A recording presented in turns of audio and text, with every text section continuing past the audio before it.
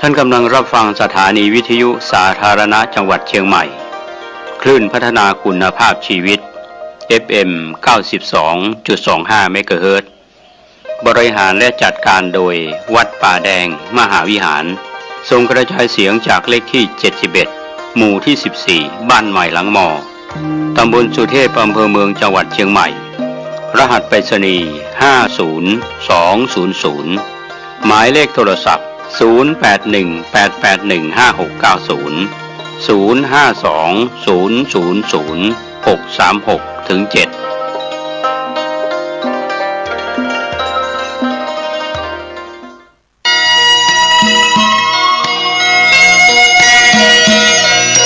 ข่าวสารเพื่อการประชาสัมพันธ์ขอเชิญชวนผู้ใจบุญใจกุศลร่วมสร้างศาลาการประเรียนวัดบ้านเหล่าพระเจ้าตาเขียวอำเภอป่าซางจังหวัดลำพูนซึ่งได้ทำพิธีวางศิลาฤกษ์ศาลาการประเรียน18 กรกฎาคม 2567เป็นต้นมาในขณะนี้ก็เริ่มลงมือก่อสร้างศาลาการประเรียนท่านที่จะร่วมทำบุญผ่านบัญชีธนาคารออมสินชื่อบัญชีพัฒนาวัดบ้านเราเลขที่บัญชี02-020-9015-74034เลขที่บัญชี020-290-1574-034หรือติดต่อสอบถามได้ที่พระครูภาวนาโสภิตไฝปัสนาผู้ช่วยศาสตราจารย์ด็อกเตอร์เจ้าวาดวัดบ้านเหล่าพระเจ้าตาเขียว0969525159ได้ทุกวันก็เป็นงานบุญงานกุศลคณะสงฆ์คณะศรัทธาพร้อมใจกันสร้างศาลาการประเรียนวัดบ้านเหล่าพระเจ้าตาเขียวอำเภอป่าซางจังหวัดลำพูนได้อนุโมทนาบุญร่วมกันมีความสุขในเทศกาลเข้าพรรษาออกพรรษาโดยทั่วหน้ากัน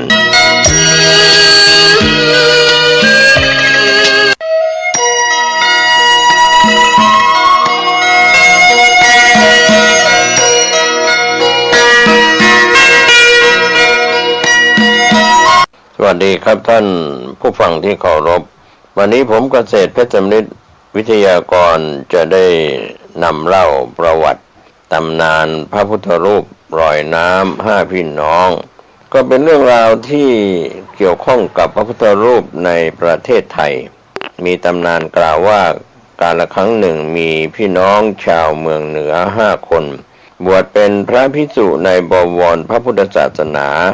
ได้สำเร็จเป็นพระอริยบุคคลชั้นโสดาบันมีฤทธิ์มีอำนาจทางจิตมากได้พร้อมใจกันตั้งสัจจะอธิษฐานว่าเกิดมาชาตินี้จะขอบำเพ็ญบารมีช่วยสัตว์โลกให้พ้นทุกข์แม้ตายไปแล้วก็จะสร้างบารมีช่วยสัตว์โลกให้พ้นทุกข์ต่อไปจนกว่าจะถึงซึ่งนิพพานครั้นพระอริยบุคคลทั้ง5องค์นี้ดับขันไปแล้วก็เข้าสถิตอยู่ในพระพุทธรูปทั้ง5องค์มีความปรารถนาจะช่วยปลดเปลื้องทุกข์ให้คนทางเมืองใต้จึงพากันแสดงฤทธิ์ปาฏิหาริย์ให้พระพุทธรูปทั้ง5องค์ลอยน้ำมาทางใต้ตามแม่น้ำสายหลักของภาคกลางทั้ง5สายได้แก่1ลำน้ำเจ้าพระยาขึ้นประดิษฐานอยู่ที่วัดบางพลีในจังหวัดสมุทรปราการนามว่าหลวงพ่อโต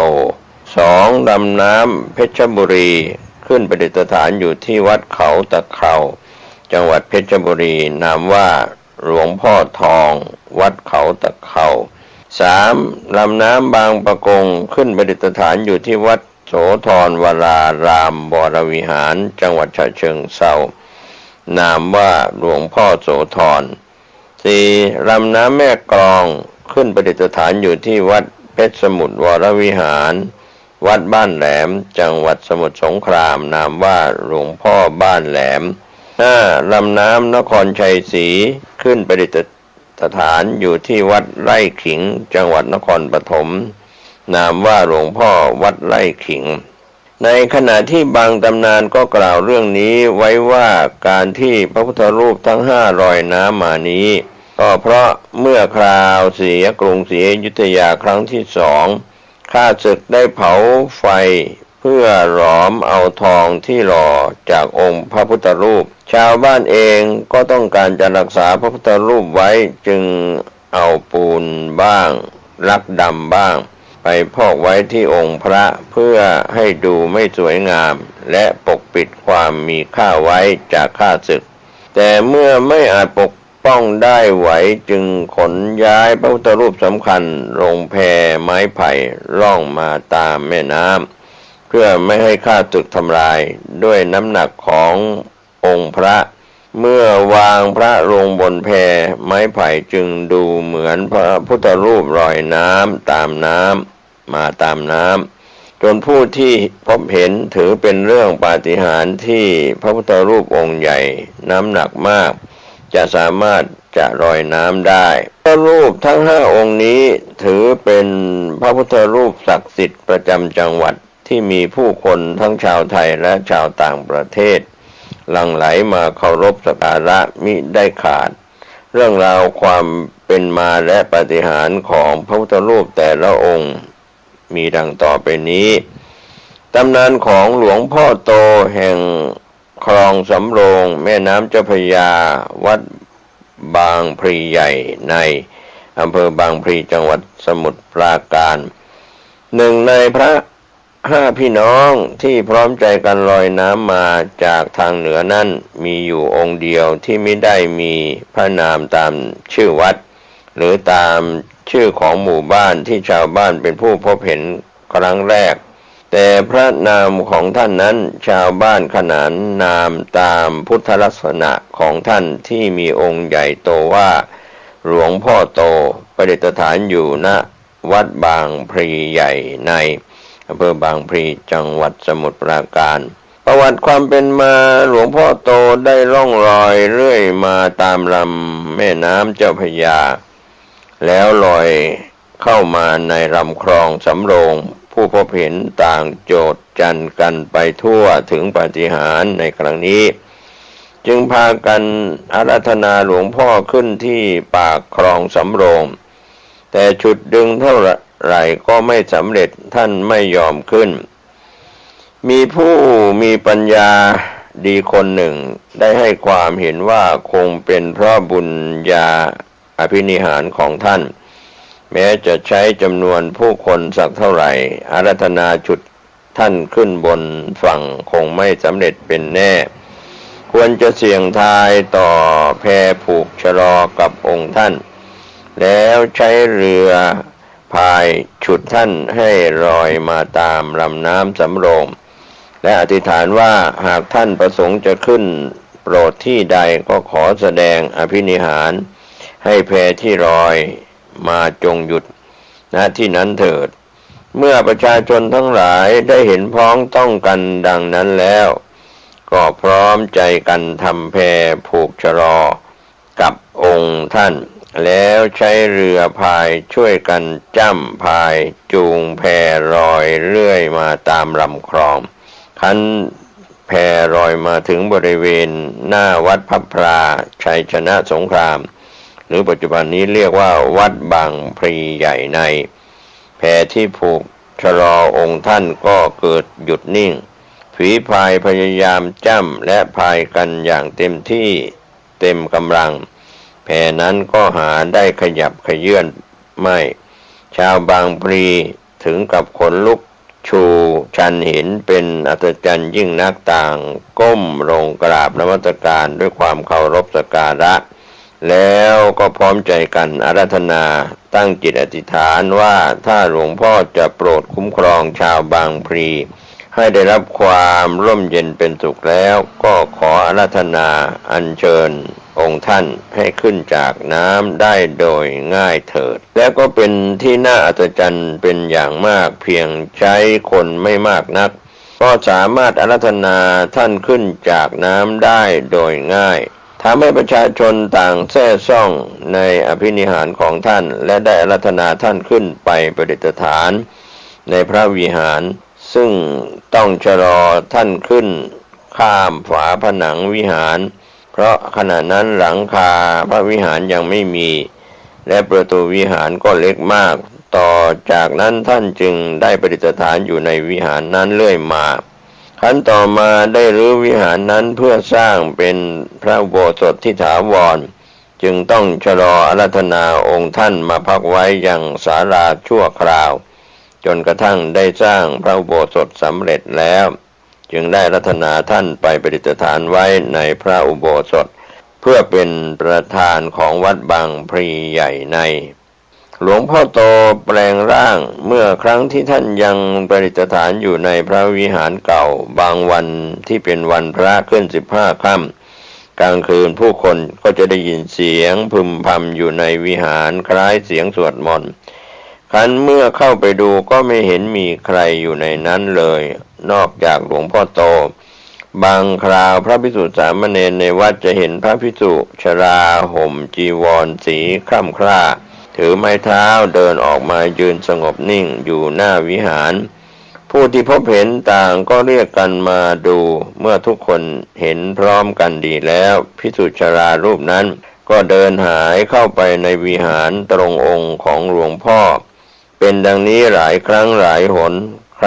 บางครั้งจะมีผู้เห็นเป็นชายชรารูปร่างสง่างามมีรัศมีเปล่งปลั่งนุ่งขาวห่มขาวเข้ามาหาหลวงพ่อแล้วก็หายไปตรงพระพักตร์ของท่านแสดงปาฏิหาริย์เมื่อสร้างพระอุโบสถเสร็จใหม่ๆก่อนที่จะอาราธนาหลวงพ่อเข้าไปประดิษฐานภายได้วัดองค์ท่านกับช่องประตูพระอุโบสถช่องประตูใหญ่กว่าองค์ท่านประมาณ5 นิ้วซึ่งสามารถนำท่านชะลอผ่านประตูเข้าไปได้สบายมากครั้นเวลาอาราธนาหลวงพ่อเข้าไปสู่พระอุโบสถจริงๆกลับปรากฏว่าองค์หลวงพ่อใหญ่กว่าช่องประตูมากจะทำอย่างไรก็ไม่สามารถนำท่านผ่านประตูเข้าไปได้คณะกรรมการและประชาชนทั้งหลายเห็นเช่นนั้นก็พากันตกใจให้ความเห็นว่าต้องทุบช่องประตูออกเสียให้กว้างเพื่อนำหลวงพ่อเข้าไปแล้วค่อยทำประตูกันใหม่แต่บางท่านให้ความเห็นว่าหลวงพ่อโตคงจะแสดงอภินิหารให้ทุกคนได้เห็นเป็นอัศจรรย์ก็ได้ดังนั้นจึงพร้อมใจกันจุดธูปเทียนบูชาอธิษฐานขอให้หลวงพ่อผ่านเข้าประตูพระอุโบสถได้เพื่อเป็นมิ่งขวัญคุ้มครองชาวบางพลีสืบต่อไปเมื่ออธิษฐานเสร็จแล้วก็อาราธนาหลวงพ่อเข้าสู่ประตูพระอุโบสถใหม่คราวนี้ทุกคนก็ต้องแปลกใจที่องค์หลวงพ่อผ่านเข้าประตูพระอุโบสถได้อย่างง่ายดายโดยมีช่องว่างระหว่างองค์หลวงพ่อกับประตูพระอุโบสถเสียอีกนับว่าเป็นที่น่าอัศจรรย์ในอภินิหารและความศักดิ์สิทธิ์ขององค์หลวงพ่อโตยิ่งนักครั้นเมื่อวันที่12 พฤษภาคม พุทธศักราช 2520 หลวงพ่อได้กระทำให้เกิดปาฏิหาริย์ที่องค์ท่านซึ่งเป็นทองสำริดเกิดนุ่มนิ่มไปหมดทั้งองค์ดังเนื้อมนุษย์และต่อมาในปีพุทธศักราช 2522 ก็เกิดปรากฏการณ์เช่นนี้อีกครั้งหนึ่งก็เป็นตำนานประวัติความเป็นมาของหลวงพ่อโตวัดบางพลีใหญ่ในอำเภอบางพลีจังหวัดสมุทรปราการโดยนำเล่าโดยย่อๆลำดับต่อไปก็เป็นตำนานของหลวงพ่อทองเขาตะเคราแห่งแม่น้ำเพชรบุรีวัดเขาตะเคราอำเภอบ้านแหลมจังหวัดเพชรบุรีมีเรื่องเล่าตามประวัติว่ากว่า200 ปีมาแล้วที่พระพุทธรูปนั่งปางมารวิชัยองค์เล็กขนาดหน้าตักกว้างเพียง21 นิ้วซึ่งลอยน้ำมาจากทางเหนือพร้อมพระพี่น้องอีก4 องค์ได้ขึ้นประดิษฐานอยู่ที่วัดเขาตะเคราอำเภอบ้านแหลมจังหวัดเพชรบุรีเป็นพระพุทธรูปองค์เดียวในจำนวน5 องค์องค์พี่น้องที่มีแผ่นทองคำเปลวปิดหุ้มอยู่หนามาเป็นจำนวนมากจนแลไม่เห็นความงามของพุทธลักษณะเดิม ประวัติความเป็นมาเล่าว่าตามที่ได้กล่าวไว้ในประวัติของหลวงพ่อบ้านแหลมว่าชาวบ้านแหลมซึ่งอยู่ปากอ่าวจังหวัดเพชรบุรีได้พากันมาจับปลาในทะเลขณะที่ลากอวนอยู่นั้นได้ลากพระพุทธรูปนั่งปางมารวิชัยติดอวนขึ้นมาองค์หนึ่งในระหว่างทางกลับก็ได้พบพระพุทธรูปยืนหลวงพ่อบ้านแหลมลอยปริ่มน้ำอยู่ไม่ไกลนักจึงอาราธนาขึ้นบนเรืออีกลำหนึ่งแต่ก็เกิดอาเพศฝนตกหนักลมพายุพัดแรงจัดเรือลำที่พระพุทธรูปยืนประดิษฐานอยู่นั้นทนคลื่นลมไม่ไหวจึงเอียงวูบไปพระพุทธรูปที่อยู่บนเรือจึงเคลื่อนตกจมหายไปในแม่น้ำชาวบ้านแหลมพากันตกใจและเสียดายเป็นอย่างยิ่งต่างช่วยกันดำน้ำค้นหาอยู่หลายวันแต่ก็ไม่พบจึงตกลงกันว่าไม่ค้นหากันต่อไปอีกจึงนำพระพุทธรูปองค์นั่งที่เหลืออยู่บนเรืออีกลำหนึ่งไปยังถิ่นของตนและนำพระพุทธรูปองค์นั้นไปประดิษฐานไว้ที่วัดเขาตะเข่าอำเภอบ้านแหลมจังหวัดเพชรบุรีตั้งแต่ปีพุทธศักราช 2302 เป็นต้นมาและเรียกขานกันว่าหลวงพ่อเขาตะเข่าชื่อของหลวงพ่อเขาตะเข่าได้รับการเรียกขานนามใหม่คือหลวงพ่อทองเขาตะเข่าสาเหตุมาจากมีช่างภาพคนหนึ่งต้องการถ่ายภาพหลวงพ่อแต่ความที่องค์หลวงพ่อมีทองปิดทับอยู่หนามากจนแลไม่เห็นพุทธลักษณะเดิมช่างภาพคนนี้จึงไปแกะทองที่ตาหลวงพ่อออกโดยมิได้บอกกล่าวและขออนุญาตหลังจากนั้นไม่กี่วันช่างภาพคนนี้ก็มีอาการหูตาบวมเป่งจึงต้องมากราบขอขมาหลวงพ่ออาการจึงหายไปจากเหตุการณ์ดังกล่าวจึงไม่มีใครกล้าไปแตะต้องหลวงพ่อจนกระทั่งทองปิดองค์ท่านทับถมกันมากขึ้นทุกวันชาวบ้านที่มานมัสการจึงเติมคำว่าทองไปในการเรียกขานจึงกลายมาเป็นหลวงพ่อทองเขาตะเข่าก็เป็นเรื่องราวประวัติโดยย่อๆของหลวงพ่อเขาตะเข่าได้รับเรียกขานนามว่าหลวงพ่อทองเขาตะเข่าอยู่ในพื้นที่ของอำเภอบ้านแหลมจังหวัดเพชรบุรีก็นำเล่าโดยประวัติย่อๆต่อไปลำดับองค์ที่3ตำนานของหลวงพ่อโสธรแห่งแม่น้ำบางปะกงวัดโสธรวรารามวรวิหารอำเภอเมืองจังหวัดฉะเชิงเทราวงเล็บ8ริ้วประวัติความเป็นมาของหลวงพ่อโสธรหรือหลวงพ่อพุทธโสธรนี้มีผู้เล่าสืบกันมาหลายกระแสบ้างว่าท่านมีพี่น้องที่ลอยน้ำมาพร้อมกัน3องค์คือหลวงพ่อบ้านแหลมหลวงพ่อโตบางพลีหลวงพ่อโสธรส่วนอีกตำนานหนึ่งบอกว่าท่านเป็นพี่น้องกับหลวงพ่อบ้านแหลมและหลวงพ่อวัดไร่ขิงและก็ยังมีนิยายปรัมปราที่เล่าสืบมาว่าท่านลอยน้ำมาพร้อมกับหลวงพ่อบ้านแหลมและหลวงพ่อวัดเขาตะเข่า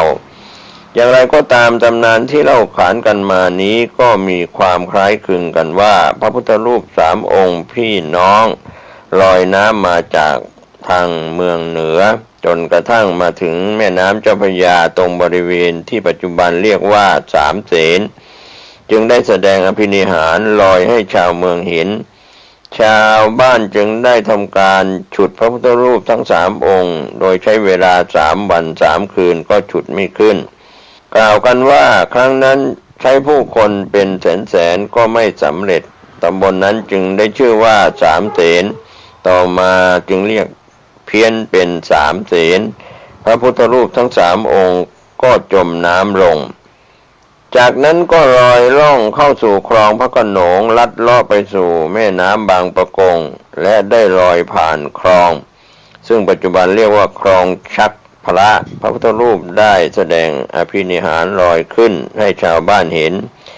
ชาว บ้านจึงพากันมาชักพระขึ้นจากน้ำแต่ไม่สำเร็จจึงเรียกคลองนี้ว่าคลองชักพระแล้วทั้ง3 องค์นี้ก็ได้ลอยทวนน้ำขึ้นไปทางหัววัดอีกสถานที่นั้นจึงเรียกว่าวัด3 พระทวนและเรียกเพี้ยนเป็นเวลานั้นต่อมาว่าวัดสัมปทวน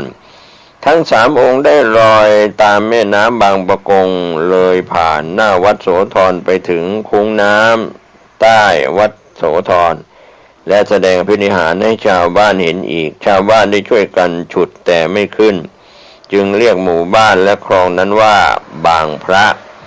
มาจนถึงทุกวันนี้พระพุทธรูปทั้ง3ได้ลอยทวนน้ำวนอยู่ที่หัวเลี้ยวตรงกับกองพันทหารช่างที่2ณสถานที่ลอยวนอยู่นั้นจึงเรียกว่าแหลมหัววนชื่อว่าแหลมหัววนอัญเชิญหลวงพ่อโสธรขึ้นจากน้ำหลังจากนั้นพระพุทธรูปองค์หนึ่งคือหลวงพ่อโสธรได้แสดงอภินิหารลอยมาขึ้นที่หน้าวัดโสธรซึ่งแต่เดิมเรียกว่าวัดหงส์ชาวบ้านช่วยกันยกและฉุดขึ้นจากน้ำแต่ไม่สามารถนำขึ้นได้จนมีอาจารย์ผู้หนึ่งรู้วิธีอัญเชิญโดยตั้งพิธีบวงสรวงใช้สายสิญจน์คล้องกับพระหัตถ์ของพระโสธรจนสามารถอัญเชิญขึ้นมาประดิษฐานในวิหารได้สำเร็จในปีพุทธศักราช 2313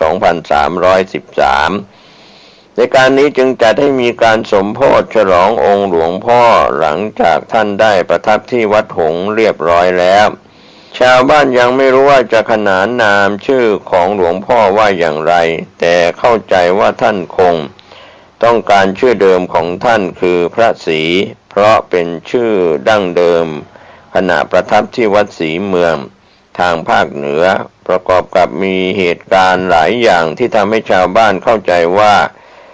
หลวงพ่อมีความประสงค์จะใช้นามว่าหลวงพ่อพุทธศรีโสธรเกิดพายุพัดเอาหงส์ที่ตั้งอยู่บนยอดเสาหักลงมาชาวบ้านจึงเปลี่ยนหงส์เป็นเสาธงแล้วเรียกชื่อวัดหงส์เป็นวัดเสาธงต่อมาไม่นานก็เกิดพายุพัดเสาธงหักทอนลงอีกชาวบ้านจึงเรียกวัดเสาธงว่าวัดเสาธงทอนภายหลังเห็นว่าไม่ไพเราะจึงได้พร้อมใจกันเปลี่ยนชื่อวัดเป็นวัดโสธรเรียกนามหลวงพ่อว่าหลวงพ่อโสธรต่อมาวัดโสธรได้รับการเสนอแต่งตั้งให้เป็นวัดหลวงได้ชื่อว่าวัดโสธรวรารามวรวิหารและขนานนามหลวงพ่ออย่างเป็นทางการว่าหลวงพ่อพุทธโสธรก็เป็นเรื่องราวที่เราได้เห็นรูปในภาพแล้วก็เป็นสิ่งที่ปกปิดองค์จริงองค์เดิมนั้นเป็นพระพุทธรูปหล่อด้วยทองสำริดปางสมาธิของหลวงพ่อโสธรหน้าตักกว้างเพียงศอกเศษมีพุทธลักษณะที่งดงามมากสันนิษฐานว่าสร้างขึ้นในสมัยลานช้างเพราะดูจากพุทธลักษณะซึ่งเป็นที่นิยมสร้างกันมากในสมัยนั้นแต่เนื่องจากพระสงฆ์ในวัดขณะนั้นพิจารณาเห็นว่าอาจจะไม่ปลอดภัยในภายภาคหน้าจึงได้พอกปูนเสริมให้ใหญ่เพื่อหุ้มองค์จริงไว้ภายในจนมีหน้าตักกว้างประมาณ3 ศอกครึ่งอย่างที่เห็นในปัจจุบันแล้วจึงลงลักปิดทองให้สวยงามเป็นพระพุทธรูปสำคัญของจังหวัดฉะเชิงเทราต่อไปก็เป็นตำนานของหลวงพ่อบ้านแหลมแห่งแม่น้ำแม่กลองวัดเพชรสมุทรวรวิหารวัดบ้านแหลมตำบลแม่กลองอำเภอเมืองจังหวัดสมุทรสงครามก็ถือว่าเป็นองค์สำคัญเป็นพระพุทธรูป5 องค์ที่ลอยน้ำมาด้วยกันจากทางเหนือนั้นมีเพียงองค์เดียวที่เป็นพระพุทธรูปยืนองค์ที่ลอยไปตามแม่น้ำแม่กลองแล้วขึ้นสถิตอยู่ที่วัดบ้านแหลมอำเภอเมืองจังหวัดสมุทรสงครามก็คือหลวงพ่อวัดบ้านแหลม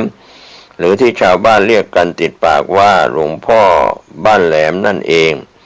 มีประวัติความเป็นมาสำหรับหลวงพ่อบ้านแหลมมีตำนานอีกเรื่องหนึ่งเล่าว่า ชาวบ้านแหลมซึ่งอยู่ปากอ่าวจังหวัดเพชรบุรีได้พากันมาจับปลาในทะเลในขณะที่ลากอวนอยู่นั้นได้ลากพระพุทธรูปนั่งปางมารวิชัยติดอวนขึ้นมาองค์หนึ่ง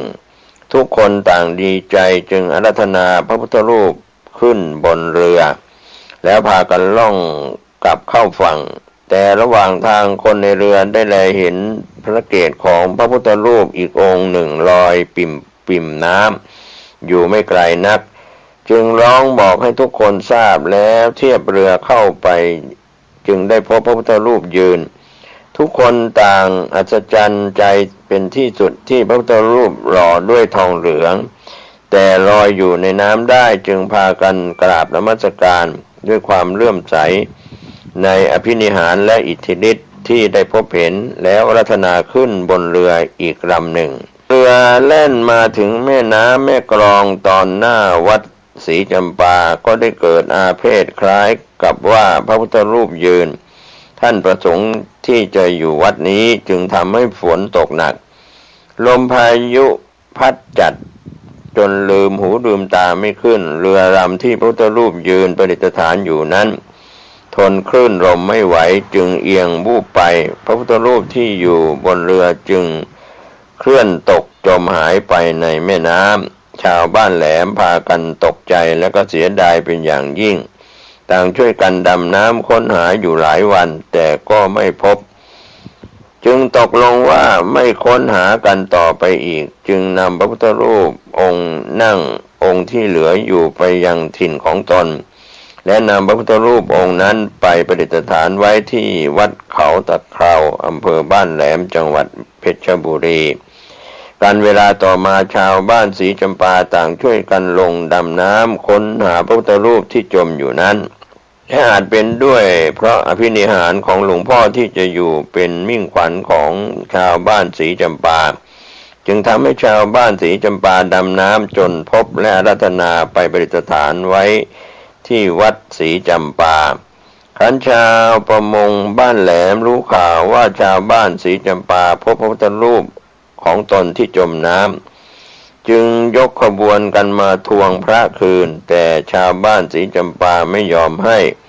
จนเกือบจะเกิดศึกกลางวัดขึ้นแต่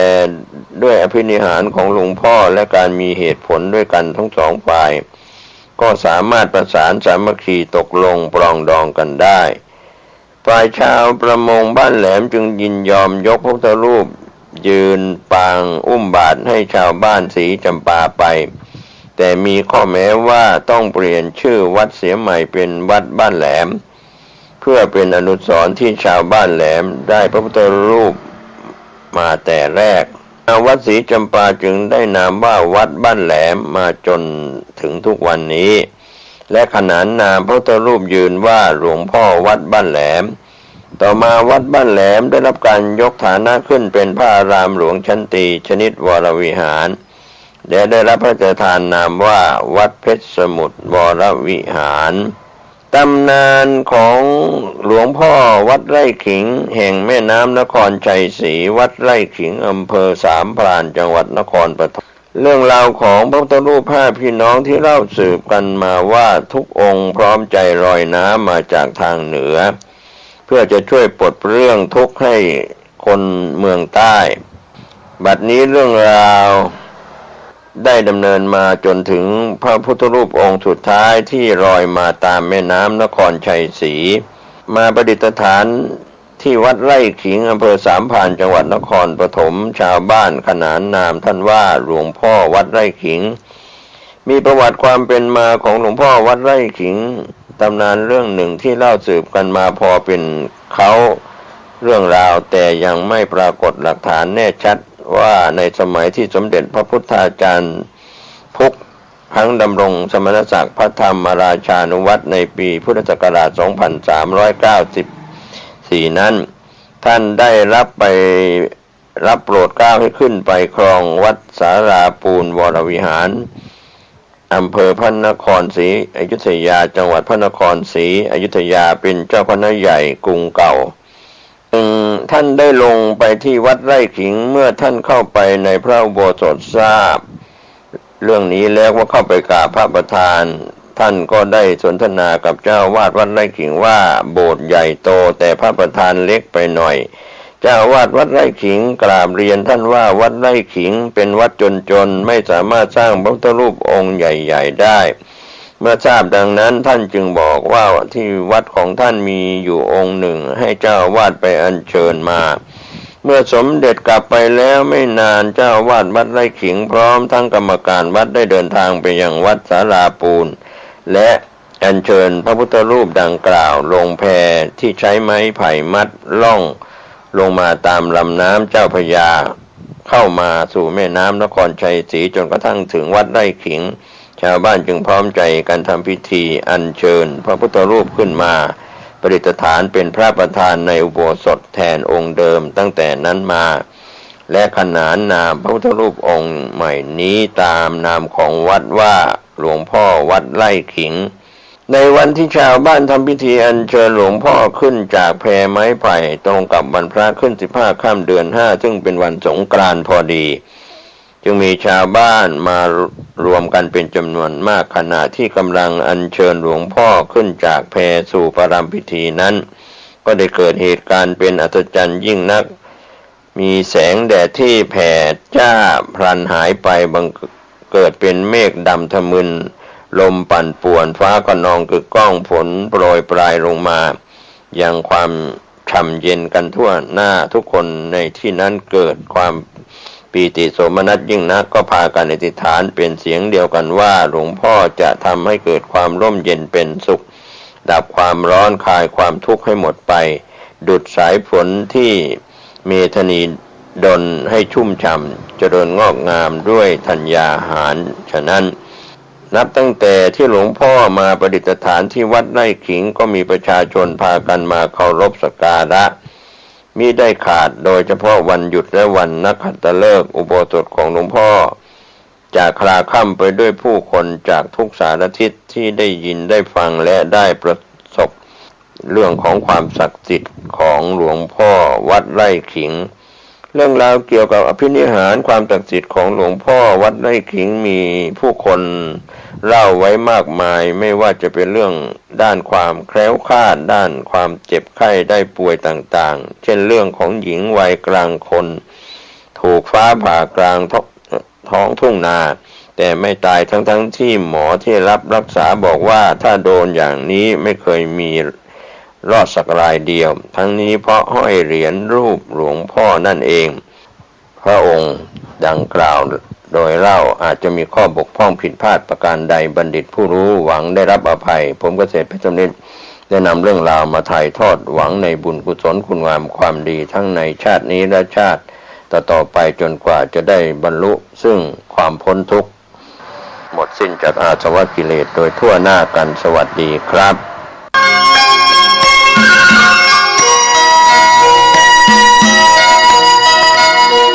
ผู้มาจาให้แก่ญาติแก่โยมท่านทั้งหลายได้ฟังกันท่านทั้งหลายเอาไว้พระสวดมนต์ถวายเป็นพระพรชัยมงคลแด่สมเด็จพระเจ้าลูกเธอเจ้าฟ้าพัชรกิติยาภา